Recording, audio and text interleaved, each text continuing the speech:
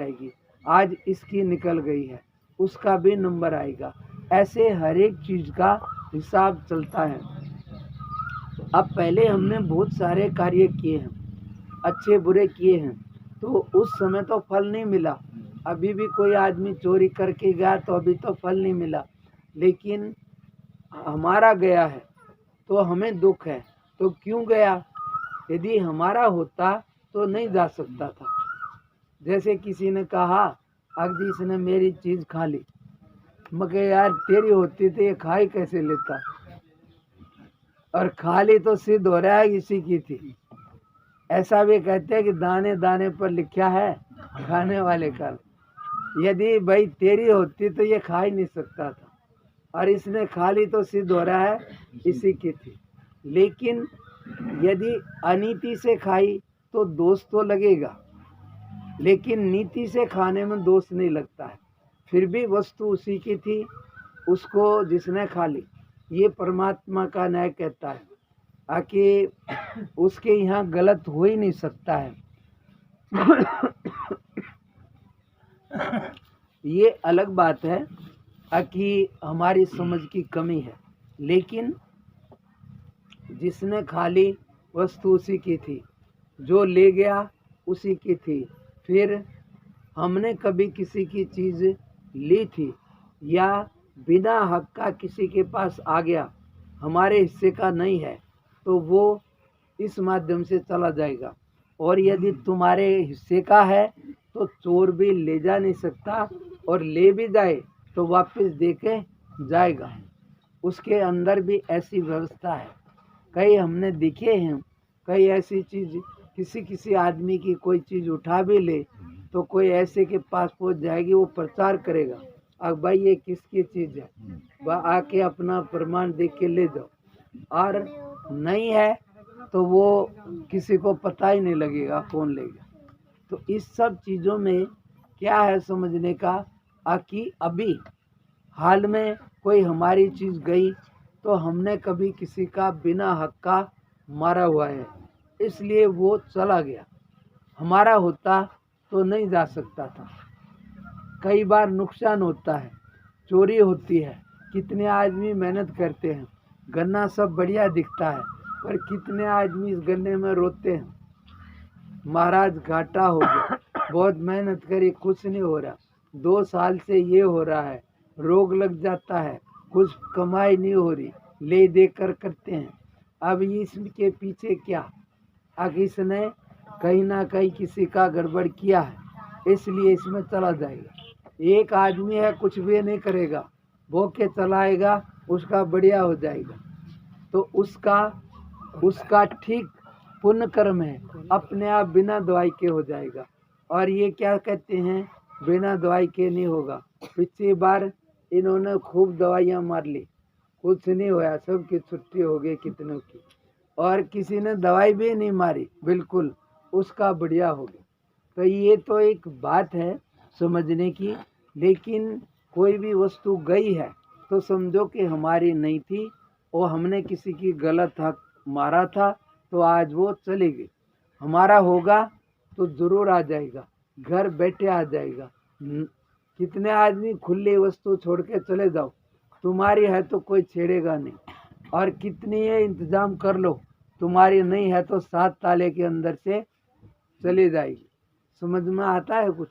इसमें मैं कुछ बात बताता हूँ कि आदमी सत्संग की तरफ चलते हैं, बहुत सी बातें करते हैं, भगत हैं, लेकिन मैंने पहले भी बताया कि कहीं भी चलो, जो विकार होते हैं वे भी साथ में रहते हैं, बल्कि फूल बाद में आते हैं, कांटे पहले आ जाते हैं।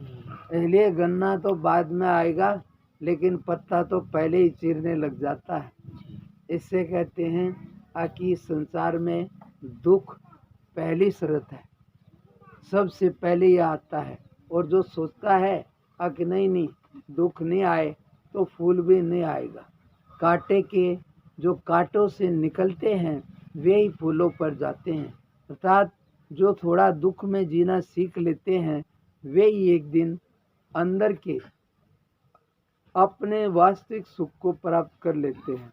हमारे गुरुजी ज़्यादा तो नहीं बोलते थे, पुस्तकें तो हैं, लेकिन फिर भी थोड़ा बोलते थे कि थोड़ा दुख में जीना सीख लो, बस इतना ही बहुत है।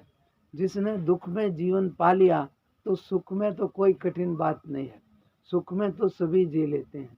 ज़्यादातर संतुलन बिगड़ता है तो कहाँ, दुख में। और दुख भी कहीं थोड़ा सा जगह अच्छी नहीं मिली, इसकी बात ज़्यादा हो गई, मेरे को मान कम मिला, इसको मान ज़्यादा मिल गया, इसकी बात बूझ ली, मेरी नहीं। बस ये मान के कहीं हार के कहीं जीत के छोटे छोटे चीज़ों में आदमी उलझे रहते हैं।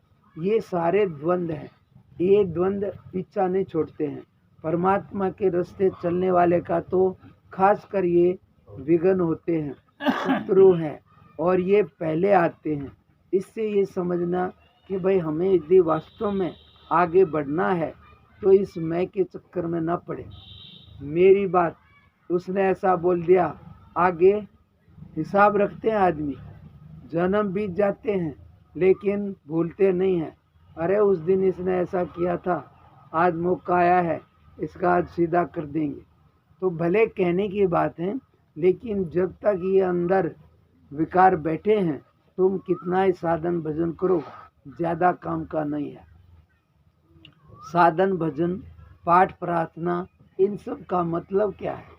मैंने कई बार बताया भी है कि भाई दवाई का मतलब होता है बीमारी को हटा दे, हटाए नहीं तो कम तो करे।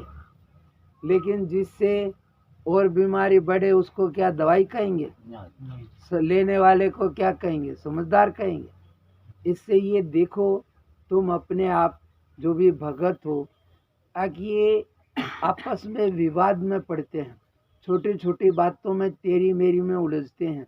तो इससे समझ लेना चाहिए कि तुम्हारा भजन किसी काम का नहीं है।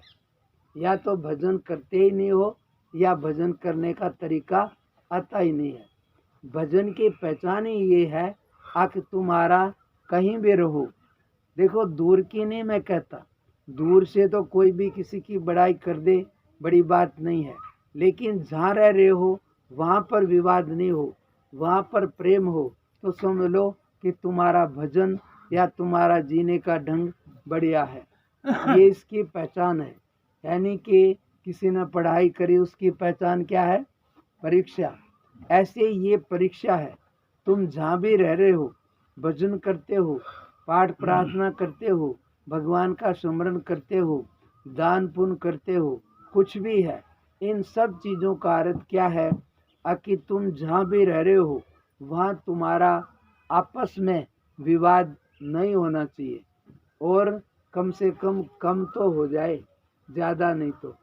होने के बावजूद भी उसको माफ़ी मांग के शांत कर लेना चाहिए। इसलिए इसको लेकर के बोलेंगे कि विवाद नहीं करना चाहिए। हो भी जाए तो भजन वाले की पहचान है कि भाई मेरे से गलती हो गई, क्षमा करो, उसको शांत कर दे। बाद में तो भी कहेंगे हाँ इसका तरीका भी ठीक है। ये कुछ तो ऐसे विवाद होते हैं जो पुराने जरूरी हैं, वे हो ही जाएंगे, पर उनका उपाय यही है कि शूट एंड साइट, यानी कि हो जाने के बाद में गलती हो जाए तो तुरंत उसको स्वीकार कर लो। यही ठीक रास्ते की, भजन की या परमात्मा के रास्ते चलने की पहचान है। विवाद हटना चाहिए, कम होना चाहिए, खत्म होना चाहिए, तो है ठीक। और नहीं तो कितनी गंगा जी नहा लो और कितने ये